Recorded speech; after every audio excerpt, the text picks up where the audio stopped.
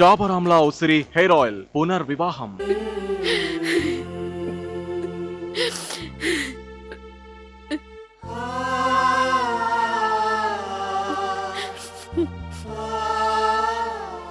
నా కోసం కన్నీళ్లు పెట్టుకోవద్దు.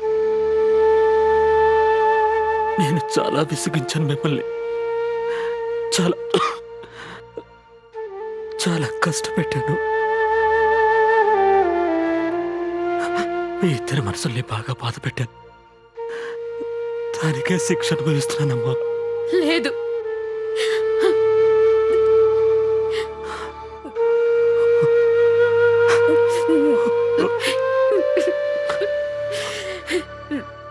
నువ్వెందుకలా అంటున్నావు బాబు? ఆ రోజు నేను కోపంలో బతుకుండగానే నీకు సార్థకర్మలు చేశాను. కానీ ఈరోజు ఆ అమ్మ ఆ మృత్యువుతోనే పోరాటం చేస్తుంది. ప్రశాంత్, నా చివరి శ్వాస వరకు నువ్వు నా కళ్ళ ముందే నవ్వుతూ సంతోషంగా తిరగాలి. ఎప్పటికీ. ఇది ఒక అమ్మ తన కొడుక్కిస్తున్న వాగ్దానం.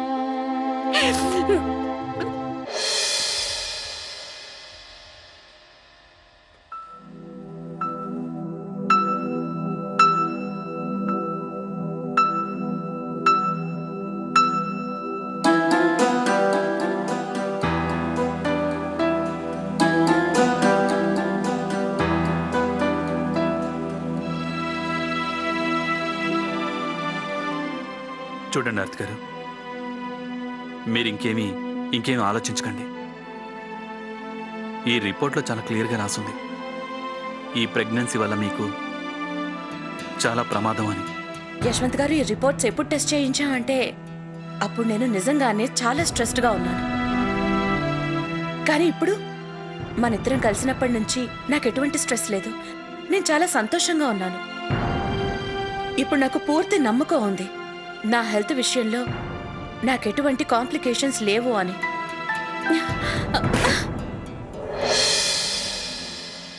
ఒక్క నిమిషం ఆర్తి గారు.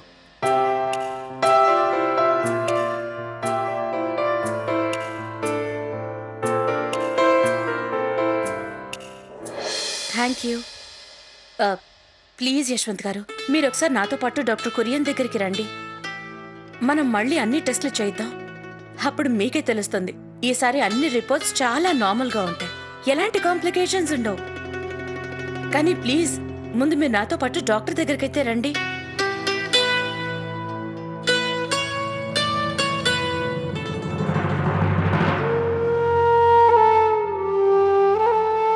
నాకొచ్చిన ఈ జబ్బు వల్లనే నీతో నన్ను వదిలేసి వెళ్ళిపోయిందమ్మా. నేనెంతో ట్రై చేసిన తనను ఒప్పించడానికి, కానీ తను ఒప్పుకోలేదు. బహుశా ఈ కష్టకాలంలో తను నాకు తోడుగా ఉంటే నేను మృత్యువుతో కూడా పోరాడేవాడినేమో. ఎందుకమ్మా, ఎందుకు నేనెంత ఒంటరి వాడినైపోయాను?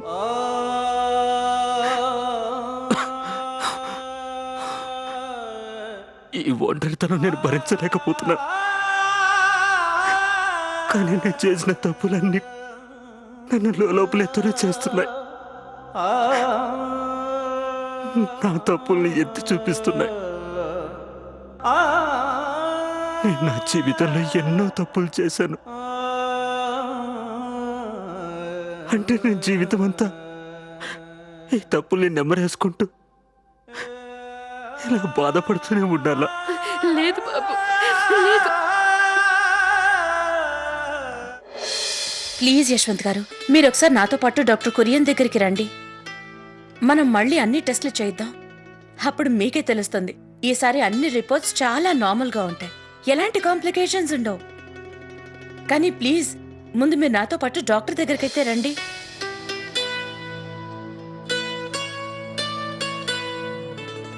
నేను ఇప్పుడే కాసేపట్లో వస్తాను. ఎక్కడికి వెళ్తున్నారు? అది నేను విద్యాక్క దగ్గరికి వెళ్తున్నాను. నాకు బ్యాక్ పెయిన్ బాగా వస్తోంది, నాకు చెయ్యి అందడం లేదు, అందుకని. ఆర్తి గారు, ఒక్క నిమిషం.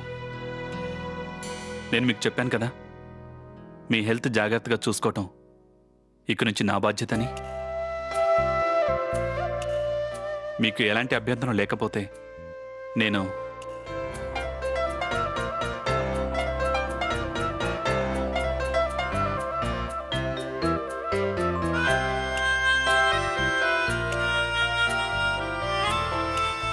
ప్లీజ్ కూర్చోండి.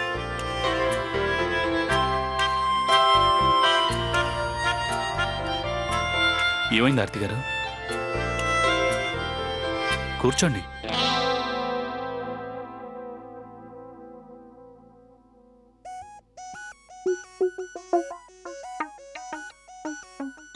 ఆర్తి గారు,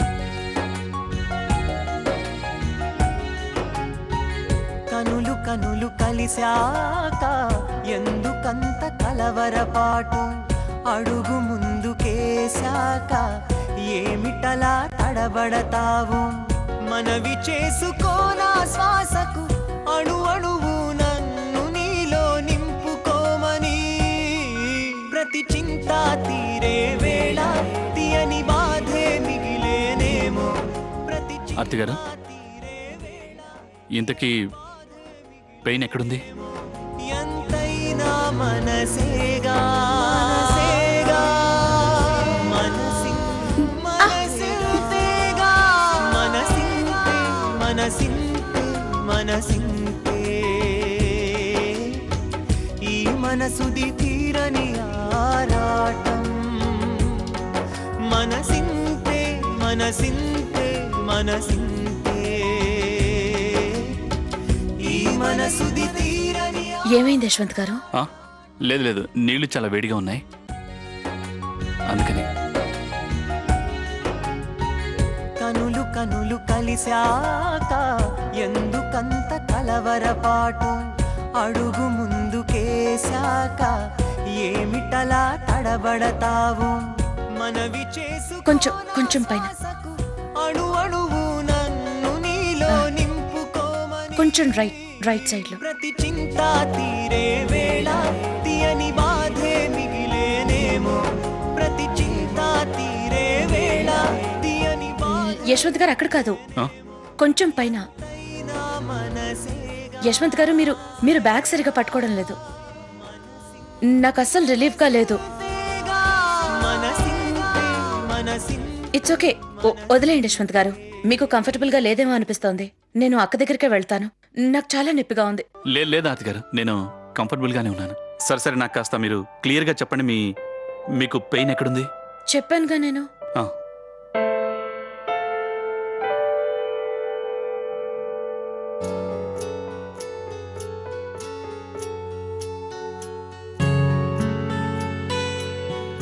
ఇప్పుడు ఓకేనా?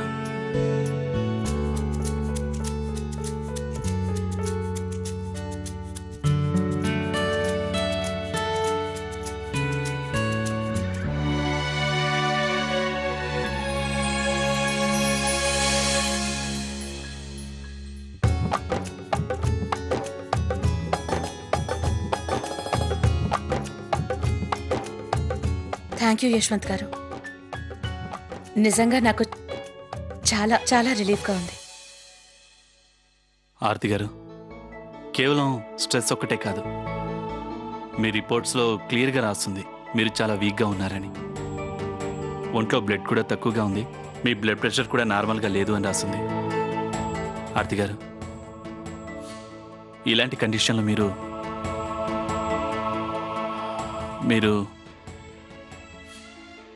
అబార్షన్ చేయించుకుంటేనే మంచిది.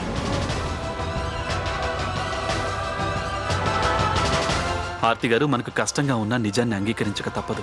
అయినా ఆర్తి గారు, మీ మెడికల్ రిపోర్ట్స్లో చాలా స్పష్టంగా రాస్తుంది, డాక్టర్ కూడా నాతో చెప్పారు, మీరు క్షేమంగా బయటపడ్డం ఇంపాసిబుల్ అని.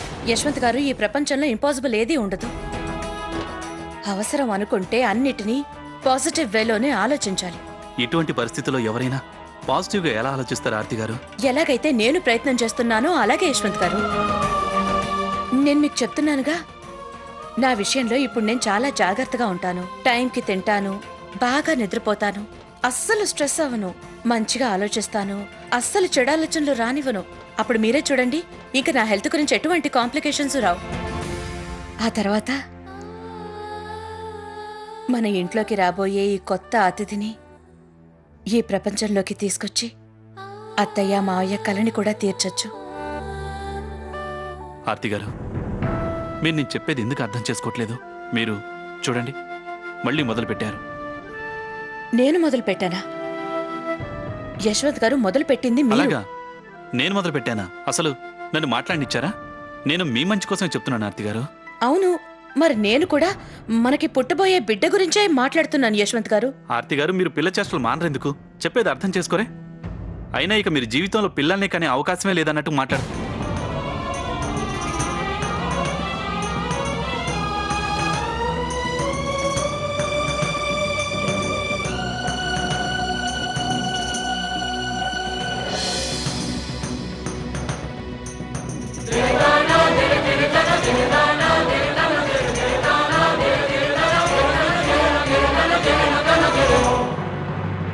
ఎస్, అవును. ఆ మర్డర్ కేసు విషయంలో చాలా సీరియస్గా ఇన్వెస్టిగేషన్ చేస్తున్నాం. ఇప్పటికే ఆలస్యమైందన్నమాట నిజమే, కానీ దాని అర్థం హంతకుడు మా నుంచి తప్పించుకున్నాడని మాత్రం కాదు. దీనికి సంబంధించి చాలా ముఖ్యమైన సాక్ష్యం దొరికింది మాకు. అందులో మాకు తెలిసింది కరణ్ మెహతాను హత్య చేసింది ఎవరో కాదు, ఒక లేడీ. ఇదే కాకుండా మా దగ్గర ఇంకో సాక్ష్యం కూడా ఉంది. కరణ్ మెహతా శవం దగ్గర మాకు ఈ నెక్లెస్ దొరికింది. థ్యాంక్ గాడ్, ఆ నెక్లెస్ నాది కాదు. ఇప్పుడు ఈ నెక్లెస్ ఆ హంతకురాల దగ్గరికి చేరుస్తాం. మాకు పూర్తి నమ్మకం ఉంది, ఆ హంతకురాలు అతి త్వరలో కటకటాల వెనక ఉంటుంది. అయ్యో దేవుడా, నేను చేసిన పని ఏంటి? ఇప్పుడు ఏం చేయాలి? ఆ తప్పుకి శిక్ష పడాల్సిందే.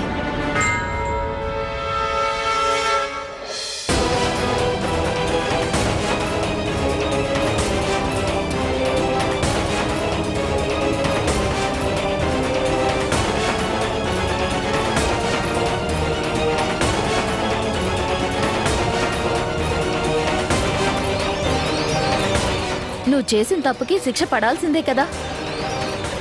శనగలు వేయించమని చెప్పాను కదా నీకు, కానీ నువ్వు మర్చిపోయావు, అవునా? అక్క, అది యాక్చువల్లీ అది నేను అయ్యో, ఇంత చిన్న విషయానికి ఎందుకంత కంగారు పడుతున్నావు? ఎవరినో హత్య చేసినట్టుగా.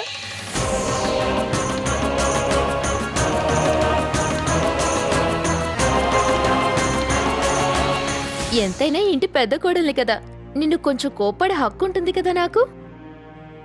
నాకు తెలుసు, నువ్వు నీ పుట్టింట్లో కిచెన్లో ఒక్క పని కూడా చేసుండవు. కానీ ఇక్కడ ఇంత పెద్ద ఫ్యామిలీలో నీకు ఇబ్బందిగానే ఉంటుంది. కానీ నువ్వు ట్రై చేస్తున్నావు చూడు, ఇదే మంచి విషయం.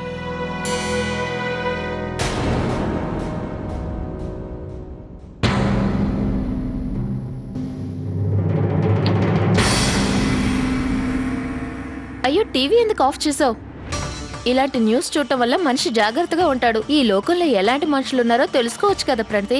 టీవీ పెట్టు ఒకసారి.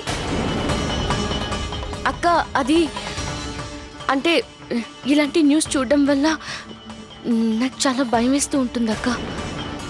ఓ సారీ, మరేం పర్వాలేదు, నేను నా రూమ్లోకి వెళ్ళి చూసుకుంటాను. అన్నట్టు నేనే విషయం చెప్పాలని వచ్చానో ఆ విషయం మర్చిపోయాను. నీకు నా నెక్లెస్ ఇచ్చాను కదా, అది నాకు కావాలి. అదే ఆ రోజు పింక్ శారీ మీద బాగుంటుందని పెట్టుకుని షూటింగ్కి వెళ్ళావు కదా. యాక్చువల్లీ ఏంటంటే నేను నా నగలన్నీ పాలిష్ కోసం ఇవ్వాలనుకుంటున్నాను. ఒకసారి ఇస్తావా? అలాగే అక్క, తప్పకుండా. అది అది అల్మార్లో ఉండుంటుంది, నేను వెతికి నీకు ఇచ్చేస్తాను. సరే, నిదానంగా వెతికివ్వు. Good night. Good night.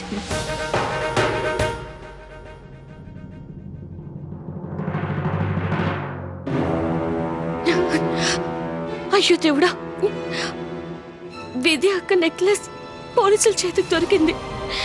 ఇప్పుడు దాన్ని నేను ఎలా తేను? ఇప్పుడు ఏం చేయాలి? ఒకవేళ ఈ నెక్లెస్ వల్ల నా జీవితంలో ఎలాంటి తుఫాన్ వస్తుందో ఏమో.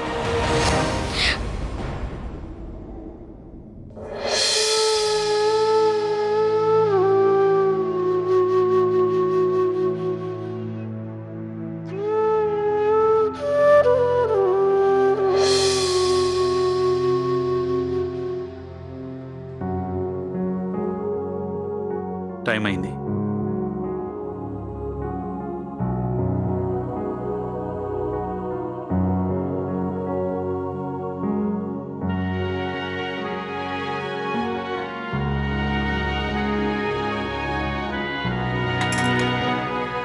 ఆర్తి గారు, నేను డాక్టర్ కురియన్తో మాట్లాడాను. అపాయింట్మెంట్ మనకి రేపిచ్చారు. మీరు డాక్టర్ కురియన్తో మాట్లాడారా? Thank you so much Yashwant గారు. అంటే మీకు ఇప్పుడు నమ్మకం కుదిరినట్టే కదా? ఇప్పుడు అన్నీ నార్మల్గానే ఉంటాయని, నా నా నా ప్రెగ్నెన్సీ విషయంలో ఎటువంటి కాంప్లికేషన్స్ ఉండవు అని. ముందు మనం డాక్టర్ని కలుద్దాం. తన ఒపీనియన్ ఏంటో మనం తెలుసుకుందాం. ఆర్తి గారు, ఒకవేళ మీ హెల్త్కి సంబంధించిన ప్రాబ్లంకి ఎటువంటి సొల్యూషన్ ఉన్నా మీరు కోరుకుంటున్నట్టుగానే అన్నీ జరుగుతాయి. నా సపోర్ట్ మీకు తప్పకుండా ఉంటుంది. కానీ ఒకవేళ డాక్టర్ గారు ఈ విషయంలో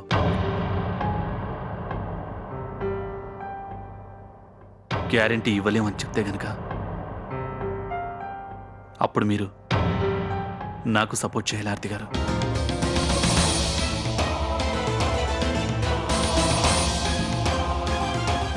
ఏం జరిగినా సరే మనం ఒకరికొకరం సపోర్ట్గా ఉండాలి. ఒకరి మాటని ఇంకొకరం గౌరవించాలి.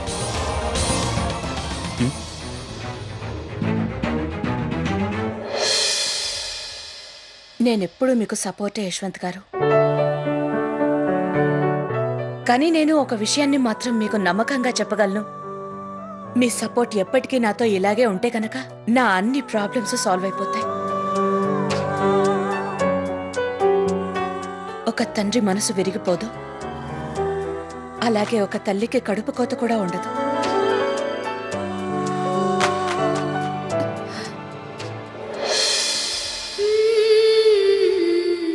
ఇంకా ఈ లోకంలోకి రాని ఈ బిడ్డని ఆపే హక్కు ఎవ్వరికీ లేదు.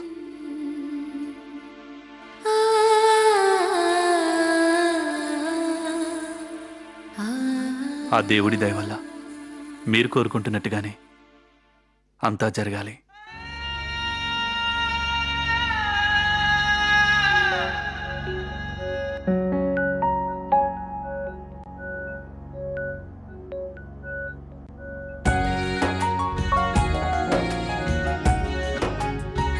కనులు కనులు కలిశాక ఎందుకంత కలవరపాటు, అడుగు ముందుకేశాక ఏమిటలా తడబడతావు, మనవి చేసుకోనా శ్వాసకు అణు అణువు నన్ను నీలో నింపుకోమని, ప్రతి చింత తీరే వేళ తీయని బాధే మిగిలేనేమో, ప్రతి చింత తీరే వేళ తీయని బాధే మిగిలేనేమో, ఎంతైనా మనసేగా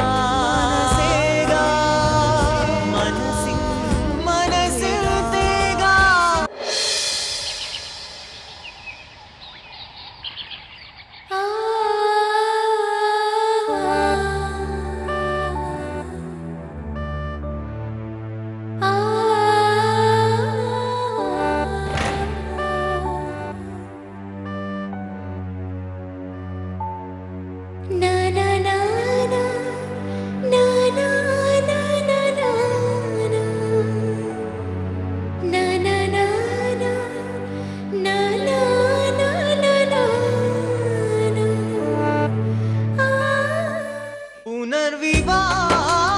డాబర్ ఆమ్లా ఉసిరి హెయిర్ ఆయిల్ పునర్వివాహం.